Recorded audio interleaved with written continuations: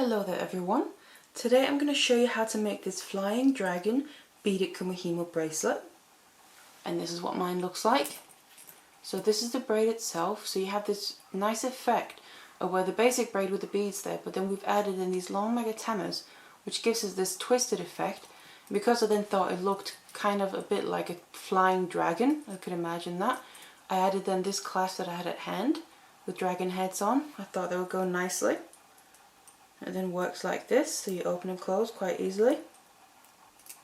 And that's obviously just what I used. You can easily use other clasps, you don't have to use this. I just thought it would look quite nice. So you can see it looks a bit angular like this when it's just lying like that. But it's just because of the materials and how we set up the beads on the braid. It makes it look a bit angular, but it's still nice and flexible. So it's going to still shape and mold around your wrist as you're wearing it. It just gives this nice twisted effect. So if you want to learn how to make this braid, then keep watching. So these are the materials here that we're going to need to make this bracelet. Now first of all, we got a round Kumihimo disc here because we're making a round braid for this bracelet. And then I've got my beads as well. Now in my case here, I'm using two Magatamas. These first ones, the small ones, these are regular Magatamas, so they're just called Magatamas. And these are the ones I'm using for kind of the majority part of the braid. And then these ones here are the long Magatamas. So they're just a bit larger in the size and they have a different shape as well. So that's what they're called, each of their own. Now what you can do is the long Magatamas here are going to form kind of the back of the dragon. These ones are going to fill out and kind of be the body. So with these ones, instead of using Magatamas, what you can do is use rounds. So just round seed beads. I always recommend to use either 8/0s or 6/0s to go along with the long Magatamas. So it's up to you whether you want to use the regular Magatamas for the body or you want to use round seed beads. That's completely up to you. And also I just chose to use these because I had the long Magatamas and the regular Magatamas in these colours, in this colour here. That's the same, and I thought they would just make a really nice final piece. So they're the same gunmetal colour there, kind of hematite colour. So that's just the ones that I'm using. Like I said, you can change it up if you want to. Now I'm using an Eslon here, a 0.4mm Eslon, to create the braid with. And this is just a black colour because I thought that would be a nice background colour for my dark beads. So that's what we're going to be using. It's nice and strong. And then finally we need a clasp. You can use whatever clasp you want to, Kumihimo and clasp. In this case I'm using this dragon clasp that I've got, so dragon heads. I thought they would fit perfectly because we're making a dragon Kumihimo braid there with the beads. So using these heads to finish off the ends and then have that clasp there, I thought that would just be absolutely perfect. So that's the one that I'm using. Like I said, you can obviously use whatever one you want to. Just finish it off in a normal way. That will be just as nice as well. So let's get it all together and let's get started. So then we need to take our cord and cut our lengths ready here. And what I have is 4 lengths of about 1.5 meters each. So it's these 4. And then what I've just done is put all the ends together to find the midpoint. And then I just tied a regular overhand knot just to hold them all together. And this will be the starting point as well we need to put through the hole in our disc. So actually these 4 cords are going to then all turn into 8 working lengths to create the braid. So what I've then done is taken all my lengths of cord here with that knot in the centre and put that in the centre of the disc, and then I distributed all the rest of the cords around my disc there. All I've done is just put 1 length of cord next to the dot on each side of every dot all the way around. So I'm not at all focusing on the numbers, I'm just looking on the dots as a guideline here to set them up. And then also just around the knot, all I've done is attach a scrap length of cord. You can do that, it's going to help pull it through. You can attach a scrap length of wire, or you can use Kumihimo weight. That's completely up to you and personal preference. So what we need to start off doing is making a section of braid here before we start adding in any beads, because we need to use that at the end. So to start the regular Kumihimo braid, what we need to do is start moving our cords in the right order. So I'm going to start from my top left here. That's the cord I'm going to be taking first. I'm going to release that from the disc, bring that down over the middle and down, stay on the left side of the bottom pair here. Then I'm going to take my bottom right one, bring that up over the middle and stay on the right side of the top there. So that's the first pair. Now we need to turn the disc a quarter for the next pair that we need to use. And then again I take my top left one first, bring that down over the middle and stay on the left side of the bottom pair. Then I take the bottom right one bring that up over the middle, and then stay on the right side of the top there as well. And you can see now both of our pairs here that we're working with have moved places. So that's what it's going to do. Our cords are going to travel around the disc. We're going to keep turning it as well. So turn your disc to the next pair and then keep repeating the same thing. I'm going to take my top left one, bring that down over the middle, place it down on the left side, take my bottom right one, bring that up over the middle and stay on the right side of the top there, and just keep going like this until we have a decent length of our braid. So now that I kept braiding for a little bit here, what I've ended up with is a section of braid just with a cord.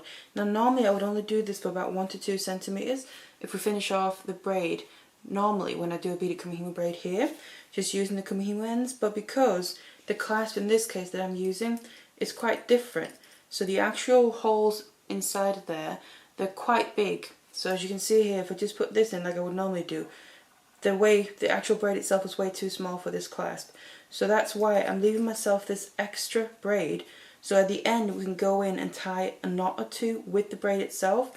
It's going to bulk it up and then fit inside of the clasp here. If you're just using a regular Kumihimo end to finish off the bracelet, then you can just do that 1 or 2 centimeters of braid like I normally do.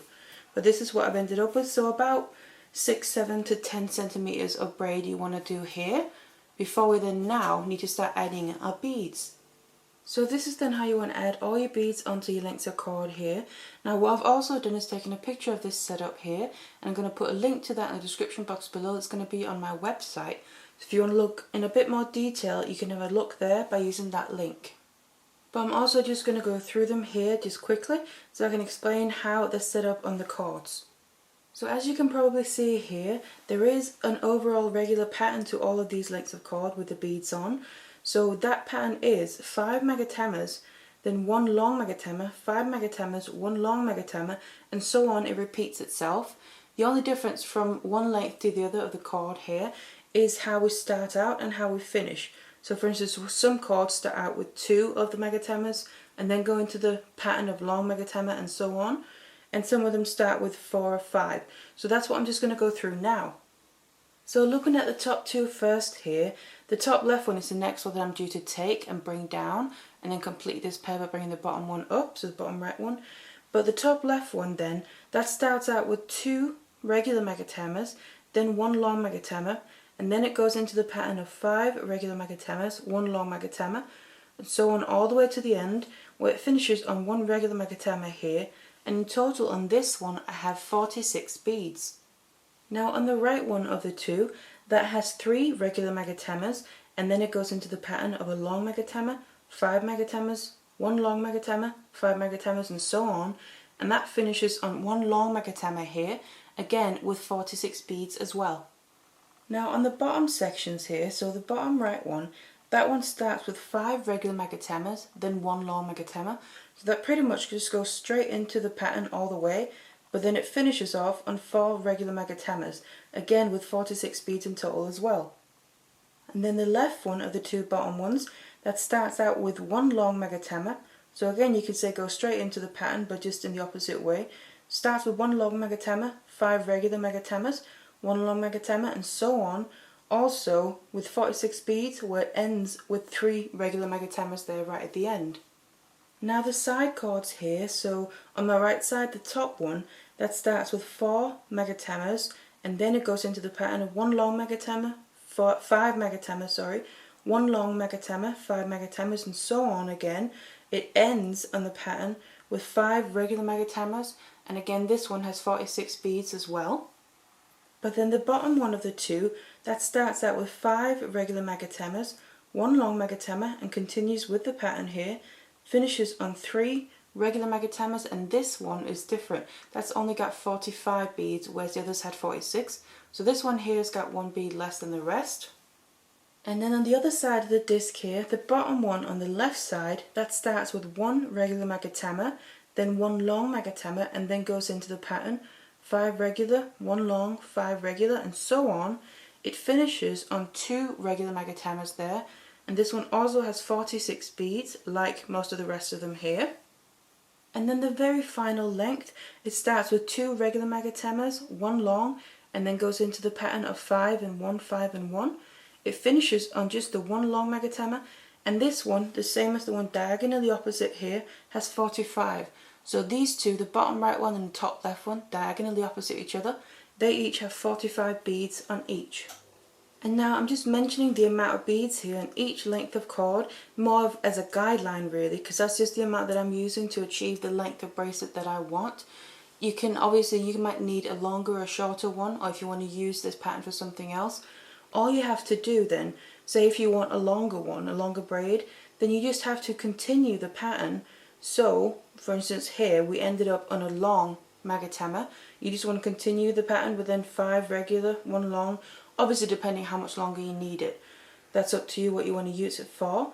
But just make sure that however long you continue in each, that you add the same amount of extra beads on each length of cord, and just continue the pattern depending on where you are on those cords. Then it will work out just as well. And the same for taking off beads, just make sure you take off the same amount on each length of cord. And then another thing I just want to point out as well is the long magatamas, because as you can see, and if you have some yourself, you'll be able to see that they have kind of a funny shape, and actually the drill hole in them goes at an angle. So that means that when you have your beads here, they kind of sit on your cord at an angle as well. So either they're kind of pointing downwards or upwards, depending how you look at it. So what you just want to make sure to do is make sure you feed on all your long magatamas in the same direction. It doesn't matter whether they're pointing upwards or downwards, because the braid will end up the same, you can just flip it around. But what does matter is that you need to make sure that they're all facing in the same direction as each other. That's the most important thing, because that's how we achieve that continuous effect running up through the braid.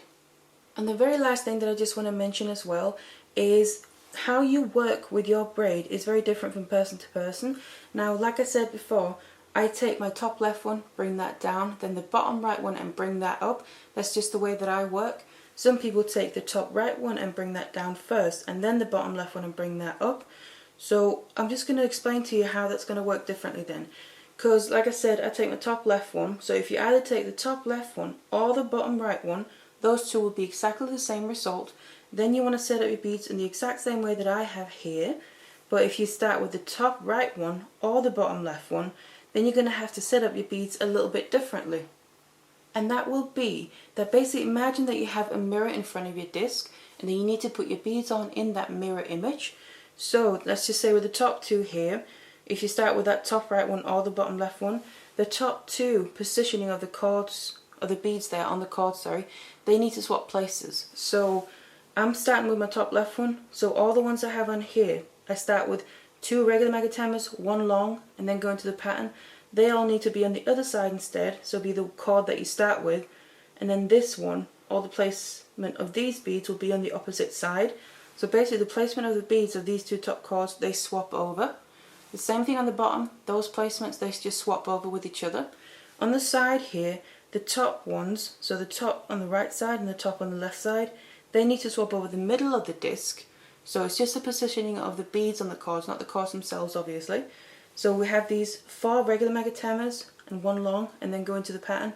This section needs to be on the other side on the top instead, and then this one in reverse over to the other side, so they swap place basically. And the bottom ones as well, we just want to swap over the middle, the actual positioning of the beads. And then that's how you achieve the same result basically, but because if you're working in the opposite way, so start with the top right or the bottom left, as opposed to what I do. But then once we have all that in place and you set up all your beads here just how we want to, then what we need to do next is actually start incorporating the beads into the braid. So then you basically want to continue with the same braid in the same way that we did before. The only difference is, now because we want to add in the beads, we want to, every time we release one of our cords from the disc, so like this, I'm also going to release and drop down the very first bead that I run into. So one of them there, let it drop all the way down to the middle. And then you want to make sure that that bead tucks in underneath the cords in the middle there as well. As you're crossing this over, it might go underneath there by itself, but if it doesn't, tuck it in with your finger, and always just double check that your beads have tucked in underneath, because that's how they're going to end up on the outside of the braid. If they end up, I'll show you in this one, grab the next one. As you release your cord, you let one bead drop down. If you end up not tucking it in and just bringing the cord across, the bead will sit on top of the braid there, and then the beads will end up on the inside of the braid instead. Now that's a nice technique as well, and I have videos for that, but that's not what we're going for in this braid. So you want to always make sure that you tuck in your beads right there, and always double check so you don't end up at the end realizing you might have missed one further back. Go to the next pair, so turn your disc a quarter and then release one bead. Let that drop down as you're releasing your cord as well. Let it drop all the way down the middle, tuck it underneath there just with your fingers, and bring your cord across the middle. And then basically you just continue with your regular braid, whereas with every time we move a cord, the only difference is we're then adding in and dropping down one of our beads. Now if you're not too familiar with Beaded Kumihimo, I do have a basic tutorial that shows in more detail that might be helpful. So I'm going to put a link to that in the description box below so you can have a look there. It's going to show you more detail of how to do a Beaded Kumihimo braid here. But otherwise you want to continue doing this until you've then used up all the beads on all your lengths of cord here. And then I'm going to show you the next step. So now that we've gotten to this point where I've used up all my beads here and all my lengths of cord, so I have none left to use, what we need to do is continue with a bit more braid, but we're just doing it with the cord. So basically, just like we did at the beginning here, make a nice section of braid that we can then also use to finish it off. And all you do is simply continue the braid the exact same way. So I take my top left one, bring that down, across the middle, stay on the left side. My bottom right one, bring that up and stay on the right side of the top there. Turn to the next pair. Do the same thing. So it's continuing just like the beginning, and what you'll find is by doing this right here, the cords are going to kind of naturally singe in from where the beads are, so you're going to have a nice transition. And you want to just do this either for the rest of the lengths of cords if you want to, or just about the same length that we have down here at the bottom. So now that I've done that last little section of braid here, you can see I've got a nice decent length, enough to tie some knots with. Then what we need to do is take this off the disc. So what I'm just going to do is, to make sure I don't get too much bulk on the end of my braid as well, I'm going to take not the last pair that I just used, but the other pair that I haven't, that was due to use next time. Then what I'm going to do is take cords that are diagonally opposite each other, so just like that, those two. Then I'm going to take them across the middle here, tie a regular knot with both of them with each other, and then just tighten that down over the end of the braid and just place them back in. Take the other two cords diagonally opposite each other from that same pair, cross them over the middle and tie them in a knot with each other, and tighten that down over the end of the braid. Now move on to the next pair. Take cords diagonally opposite each other, tie your knot across the middle here, tighten it, and the last two cords across the middle and tie your knot, and then tighten it. And now we're ready to take this completely off the disc, and it's not going to come undone because we have all these knots right at the end. And then you'll have your end of your braid there, and then going into the actual main braid with the beads. It looks a little something like that. So as you can see here, you get this really nice twist on your braid.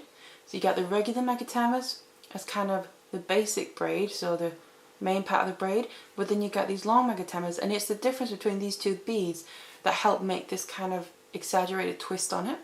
So you get this effect of kind of like the flying dragon is what I think of. Also because obviously I'm going to add the dragon lock to it.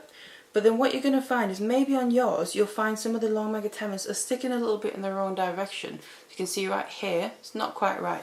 So what you can do now is just take a bit of time and go over, and just if you see one sticking a bit in the wrong direction, just take it and then force it into the right position. Because then once you've done that, it will stay where you want it to. You just need to just force it into that position. And go through the braid and just do that throughout if you need to, just to make sure they're all nice and uniform. so you get a very even look all the way throughout. So then when your braid is ready, now what I just want to do is on this end where we have all this excess cord, I just want to secure these knots completely in place. So for that I'm just going to get on my glue. So this is the E6000 I'm going to be using, and I'm just using a toothpick to apply it with. It's just a little bit, just to make sure while we're then working and making our knots on the end here, that these end knots with the excess cord don't come undone. So just get a little bit of glue. Not much, like I said, just a little bit on your toothpick. And then you just want to distribute a little bit around the very end here where you tied those knots to seal the braid in place so we could take it off the disc. So you just want to do that, and you can let it dry for a bit. And then the next step we need to do is prepare these ends with the longer lengths of braid where it's just the cord, so we can start then adding on our clasp as well. So once you let this dry for a bit, it's now nice and secure to keep working with. Now what I just want to say is, if you're not using a clasp like mine, so like this kind of pretty chunky one where I need to make these extra steps to be able to fit this kind of braid inside there, if you're just using regular Kumihimo ends, so the small ones that fit this braid perfectly, and that would be 5mm ones that I normally use as well to finish off my beaded Kumihimo when I use these materials, then what you would just do is finish it off like I normally do. So you wouldn't need to do all this extra length. All you do is about 1 to 2 centimeters of extra length on both the beginning and the end, and then you would finish it off like I have a tutorial that shows how to do that with your Kumihimo ends. And you just have to stick the very short little ends inside of those Kumihimo ends there, and the braid itself will fit perfectly. But like I said, for these I need to do it just a little bit differently. So whatever end you want to start with, we need to start making some knots with this end of the braid. Now what I've done is I've just left on that scrap cord that I started out with, or if you got some wire or something instead, that's going to just help me tie the knots. The same at the other end. I'm not cutting off these excess cords yet, because they can help me tie the knots when it gets a little bit short of the braid left to tie the second knot. But then what I'm just going to do is start tying my first knot, and all this is a regular overhand knot. So I take the end of the braid back around itself and tie that knot, and then get it all through. And before we tighten it, we need to make sure it's pushed all the way down to the very end of where the beads stop, basically. That's where we want the first knot to sit. Push it all the way down, something like that. And then to make the second knot, it's going to fit inside.